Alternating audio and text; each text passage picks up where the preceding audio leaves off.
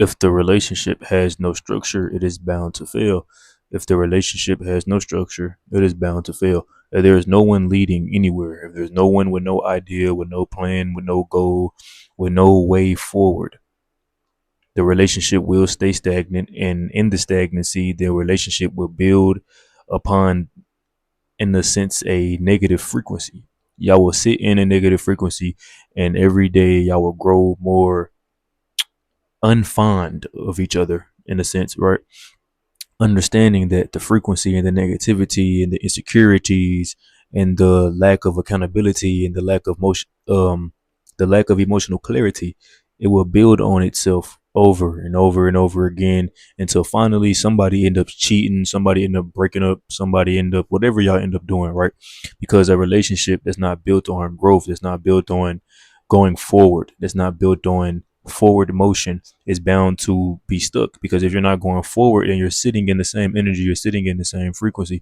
Now, a lot of you may manipulate yourself to become comfortable in certain situations or comfortable with certain people, maybe because the sex is good, or maybe because they remind you of your dad, you got daddy issues, or the woman may remind you of your mama because you got mama issues. Whatever it is, bro, whatever it is that you cling onto within these relationships do not really serve you and do not serve your highest potential, and does not serve your it does not serve the growth that is needed for you to become the best version of yourself, not only for you, but for the next generation, for your children.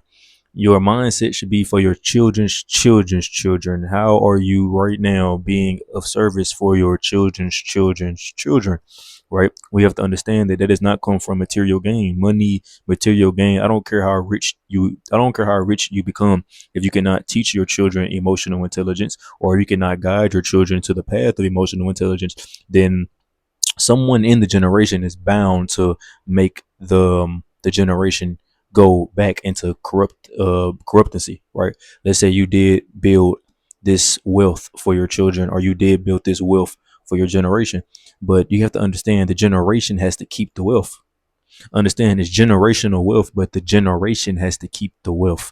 Understanding that whatever is being taught, not only does not only does whatever makes a generational wealth has to be taught, another thing that has to be taught is the emotional intelligence and the character development in order to maintain what was built. Because what you built, you had to build a character. A certain character is holding the generational wealth, or the character that you're building now is holding the environment or the mental capacity for the generational wealth that you're trying to generate for the generation, right? So you have to understand it's more about who you are. It's more about what you're becoming that affects your generation, not about what you're maintaining, not about what you're obtaining, right? Not about the money and the cars and the houses that you're gathering, but more about your intellect and the person you are becoming, right?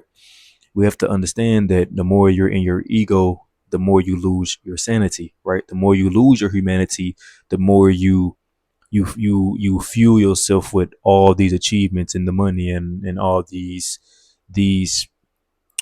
coping mechanisms, right? Because you still have unresolved issues from your childhood, or unresolved issues from past relationships that you have not dealt with yet. So instead of dealing with them, you think getting more money and getting more famous and getting more cars is just going to make it disappear. But all you're doing it is burying it. So whenever you get triggered, you start to lash out, right?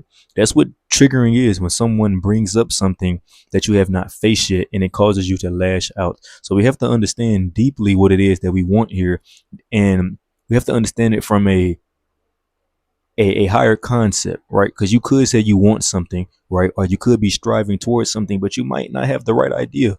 You might not have the right foundation built for sustaining it. Now you might be going towards it, but see the foundation you're building. Hmm, that's the most important part, because after you pass away, it's not about what you leave for your children. It's about the foundation that you gave to them beautifully.